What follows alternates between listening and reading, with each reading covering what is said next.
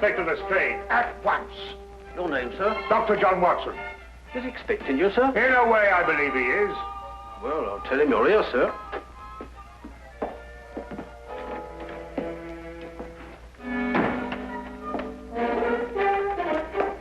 You can go in, sir. Ah, Dr. Watson, I didn't expect to have the pleasure of seeing you again so soon. Will you kindly read that? What is it? Read it. Oh. Yes, sir. Oh. I think it's disgraceful, sir. Absolutely disgraceful. What? Yes, and I'm glad you're here so that I can tell it to you personally. Why, you and I both know that it was Sherlock Holmes who solved the Cunningham case. If it wasn't for his brilliance and his persistency, the facts would never have been brought to light. And I think it's scandalous, sir, that the newspapers should have given me all the credit and said so very little about his magnificent achievement. What do you think, Doctor? I absolutely agree with you. I'm glad you're on my side, Doctor. Why, of course. I'm so glad you take it that way. What does Holmes think? Oh, he doesn't mind. You know, he doesn't care who gets the credit. Oh, dear old Holmes, such a modest fellow. Yes, well, look, you must give him my kind regards. Yes. And tell him that, although I know he doesn't think anything about it, I intend to get the newspapers to get the facts straight. Well, that's very good of you, Inspector. Oh, what's Holmes doing these days? Well, the last time I saw him, he was playing about with a lot of ink smudges and talking about the prints that fingers make. No.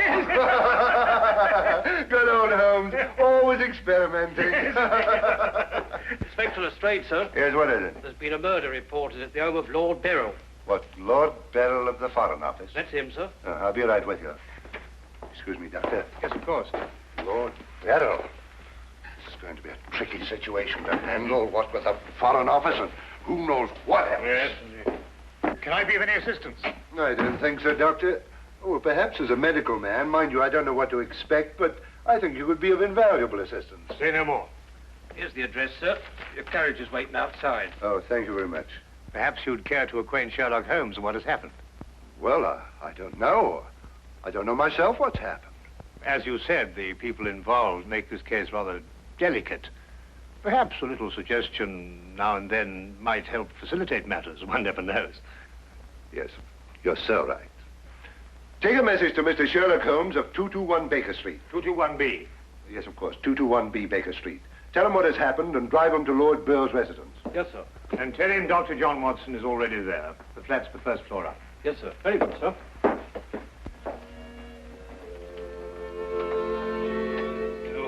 221B Baker Street.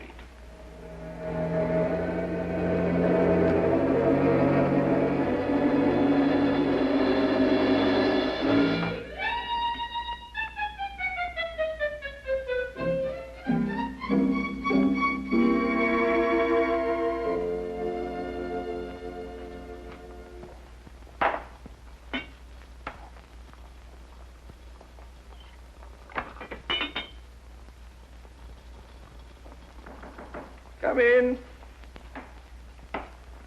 Excuse me, Mr. Holmes. Yes? I have a message for you, sir. There's been a murder committed at the home of Lord Beryl. Inspector Lestrade and Dr. Watson have already gone there. Thank you. Would you care to have some tea? Some tea, sir? Yes. Is that what you're making? Oh, come along. Come and have a look at this. I'm working on an extract from a special series of pygmy poisons. Oh, very interesting, sir. Tea?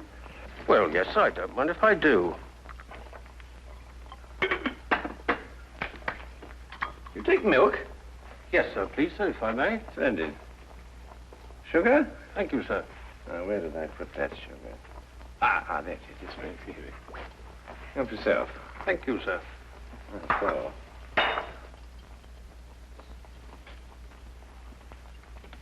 What's this you're doing here, sir?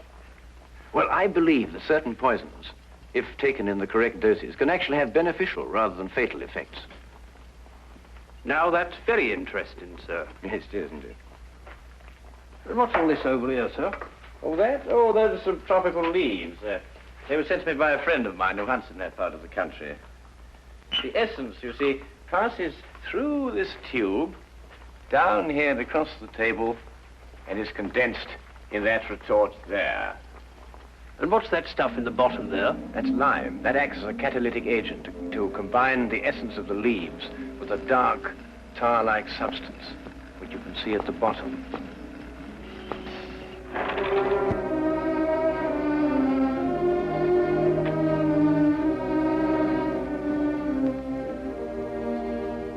Inspector Lestrade, I demand to see my wife.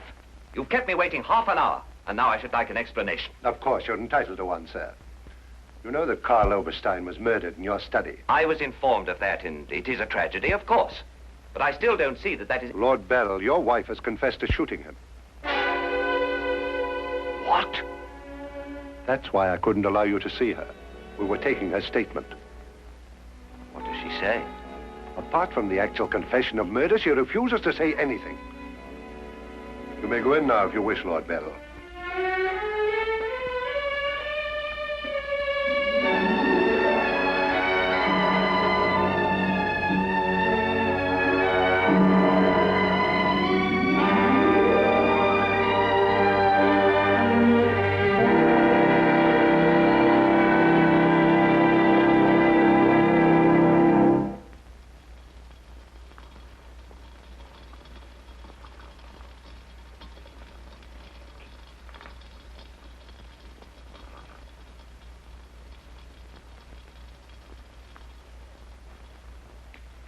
What's that you're putting in now, sir? Well, it's a form of acid dye. Yeah. That's all right. Oh, where have you two been all the afternoon? Didn't the sergeant tell you? Oh, yes, I remember. There was a murder somewhere. Was it interesting? No, Mr. Dwight. Uh-huh. Well, Lestrade, come and have a whiskey and soda. Whiskey and soda, Lestrade. I don't know. I'll be off duty in 5 minutes. Yes, I think that'd be all right. Neat for me. Well, sit down if you can find yourself a place. There you go. yes, well, I think we can leave that to boil for a little while now. Now, gentlemen, what's the problem? Who was murdered? A man named Karl Oberstein. Oberstein. Oberstein. Oh, yes, I remember. An Austrian chap. He was originally, but of course, for a number of years, he's been a freelance agent. Mm-hmm. Buying and selling anything he can get his hands on, eh? But his hands in a bit too much this time. Lady Beryl shot him. Holt Smith, 38. Oh, really? It was a nasty bit there. I examined the body before it was removed. Entire back of the head gone. Instantaneous death, of course. Did you find the bullet? No, the police surgeon will do that. It hadn't come out. Yes, and that shot in the back of the head removes any possible chance Lady Beryl may have had of claiming self-defense. You're off duty now, aren't you, Wilkins? Yes, sir. You may go home. Thank you, sir. It's been a pleasure working for you this afternoon, Mr. Holmes. I'd like to know how it all turns out. I'll let you know. Thank you, sir. Good afternoon, sir. I feel sorry for Lord Beryl. There'll be quite a scandal when this appears in the papers. Yes, it certainly will be. I wonder why Lady Beryl lied to you. What nationality was Lady Beryl originally? Well, she was born in Austria, although she was brought up in America. She's been here in England for the past 5 years, since her marriage, you know. It's a shame a woman like her has to remain in prison. Still, she might decide to tell you...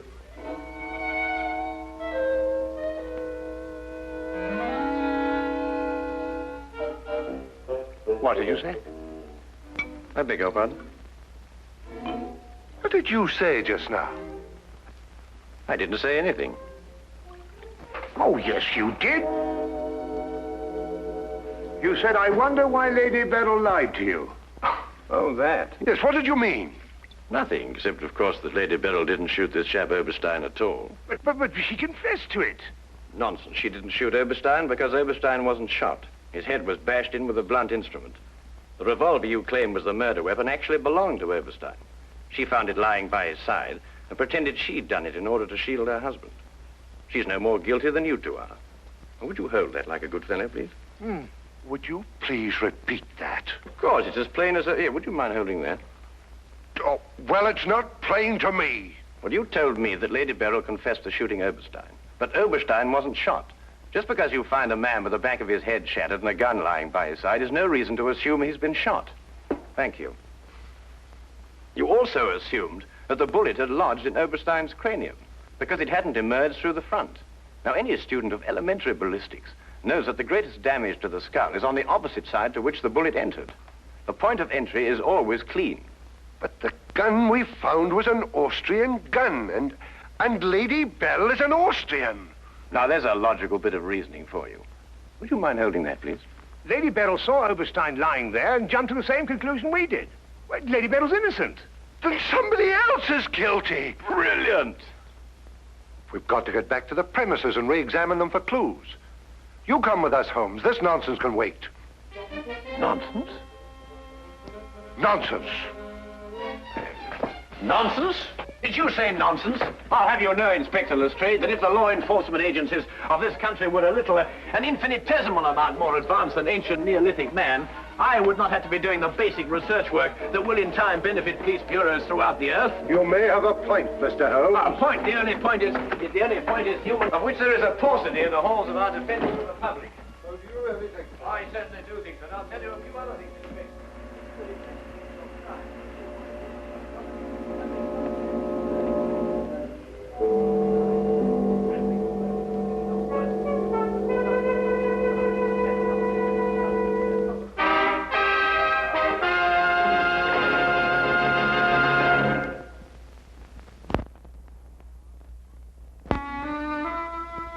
And now we return to the case of Lady Beryl. Yes, is to be dependent 90% on a good memory. Details, Lestrade, those are the things. She's in here, and normally I'd detain her for confessing to a crime she didn't commit, but, well, what with the Foreign Office and all that, I don't believe I will. No, Lestrade, you don't want to hold her. Much easier to solve the crime if she's out. Exactly. Inspector Lestrade.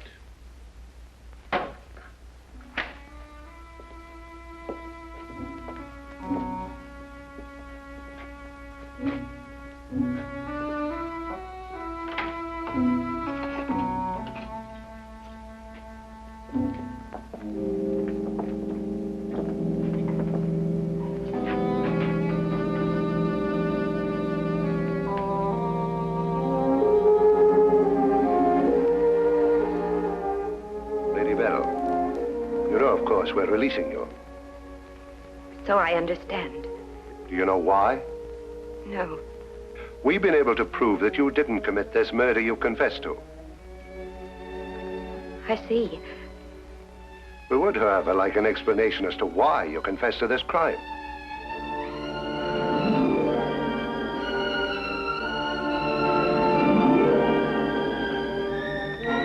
I prefer not to explain my actions, Inspector. You realize, of course, that your actions are in themselves punishable and that we could detain you. I see. You still prefer to make no statement?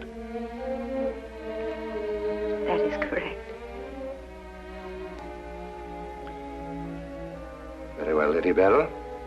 You'll be released as soon as the formalities can be cleared. Thank you.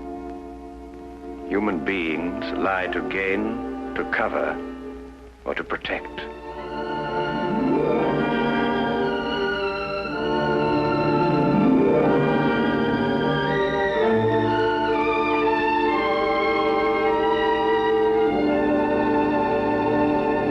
I don't know how to thank you, Mr. Holmes. Please consider me forever in your debt. Not at all. You're in the Foreign Office, aren't you, Lord Beryl? I am.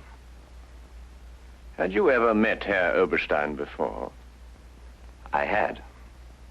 Exactly when? Last week. For the first time? And the last time. I see. I believe it was his habit to offer large sums of money to men in key positions for the information they may have had in their possession. I believe that was his habit, Mr. Holmes. Thank you. Oh, Lord Beryl, while your wife is on her way here, I wonder if I might look at the premises of the crime. Well, of course, of course. It happened in the study. With your permission. My house is yours, sir. Thank you.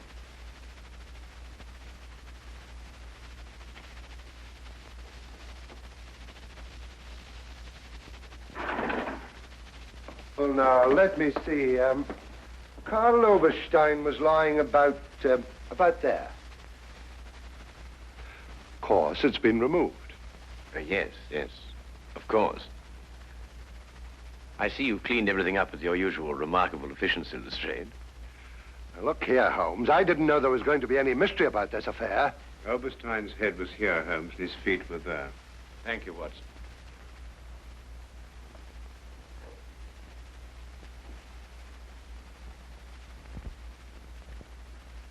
Where was the gun lying?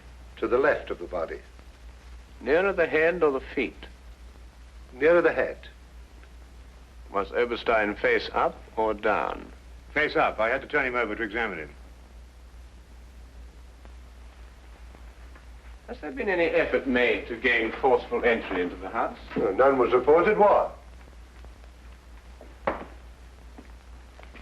Lord Beryl, do you use glasses when you read? Yes, I do. These? Are they your only pair? Yes. Who first discovered the body? I believe my secretary. Is he here? Yes. I'll call him. Thank you.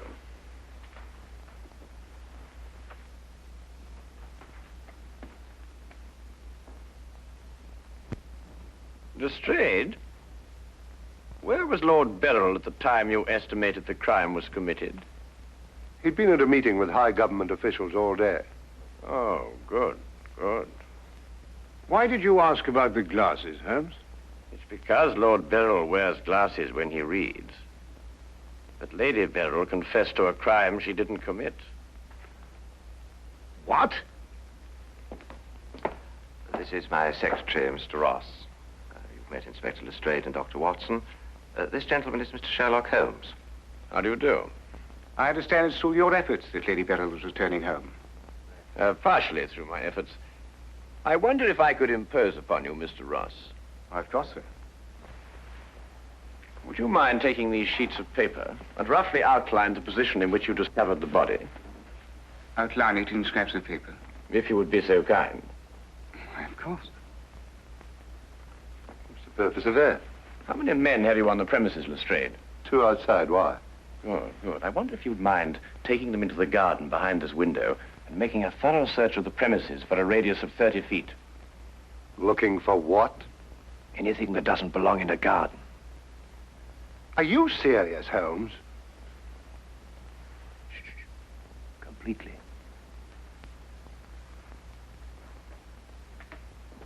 Let's got him out of our way. Have you examined your safe, Lord Beryl? I have, Mr. Holmes. All my papers are intact. Excellent. Does Mr. Ross have the combination to your safe? Yes? There's been no question of robbery. Of course not, Ross. One must ask these questions in an investigation. Of course. Good afternoon, Lady Beryl. Nina, my darling. How are you? I'm all right, George. Quite all right. You must rest. This experience must have been horrible for you. It's all right. It didn't last long enough to be too difficult. I don't know how, but Holmes has solved the entire thing. Has he really? Not entirely, Lady Beryl. Not yet. Do you expect to? I can only hope to. Mr. Holmes, if there's anything I can do to help. If it would not be too much of an imposition, Lady Beryl, I would like you to retake the position in which Mr. Ross discovered you when he entered the room. Mr. Holmes, my wife has had a harrowing experience. Please consider her nerves at this point. You're forgetting, Lord Beryl, that your wife confessed to a crime she didn't commit. The circumstances are somewhat exceptional. But if Lady Beryl would rather not... It's quite all right, George. Now, let me see.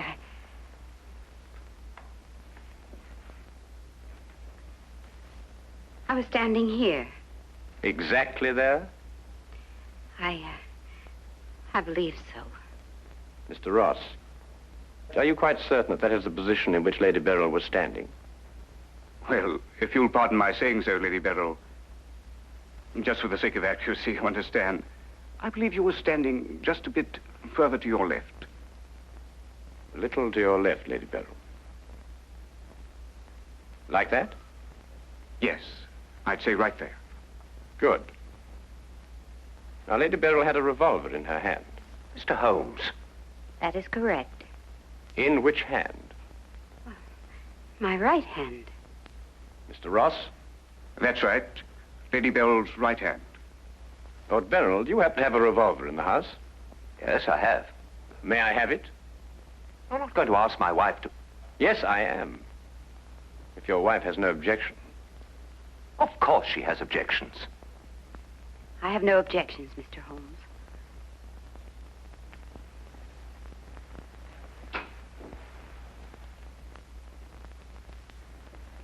Ah, excellent. A .38 caliber. Do you notice, Watson, that it's patterned very closely after the Schmidt-Holtz, the revolver in question? Lady Beryl, is that the way you held it? I believe so. Mr. Ross? Yes, it was like that. Mr. Ross, I'd like you to think very hard. A great deal depends on what you're going to say now. As far as you can remember, that was the position of Herr Oberstein's body? Yes. And where in relation to Herr Oberstein's body and Lady Beryl were the broken eyeglasses? Over there. There? Yes.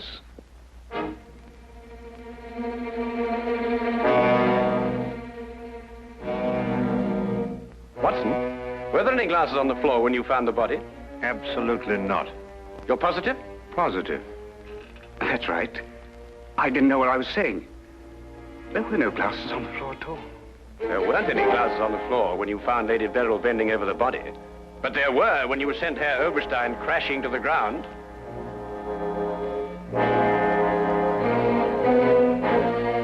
Before you run, Mr. Ross, look at Lady Beryl. I don't understand this, Mr. Holmes. Oh, very simple, really. Herr Oberstein approached you with an offer to buy Foreign Office secrets. You threw him out. Then Ross contacted him, prepared to sell him the secrets.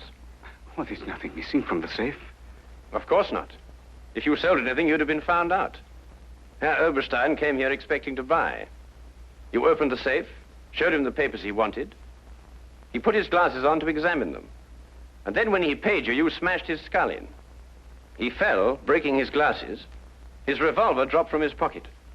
Then you replaced the papers, pocketed the money, and left. It's a lie. Why, you filthy... The unfortunate point occurred when Lady Beryl discovered the body.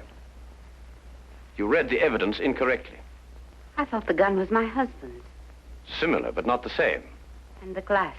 A very common variety of frame. You gathered up the pieces, except a few fragments, and threw the frames away. Yes. Then you lied to protect your husband. Yes. Nina. Brilliant, Holmes. Absolutely brilliant. Thank you, Watson.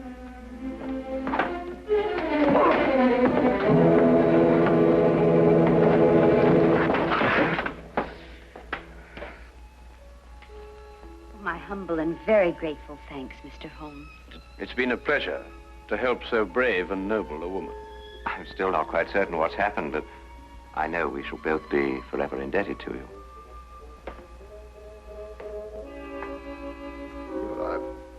Searched the whole garden, Holmes. Couldn't find anything but this old pair of glasses. They've broken at that. Really? Mr. Holmes has solved the entire case, Inspector. He has? How? By the little things, Lestrade. The little things that one must remember. The little things that make the difference between success and disaster. One must never forget that the difference between... Good heavens. Watson, What is it, Holmes? I left the gas on under the experiment. All Baker Street will be blown up. Holmes, I turned it off.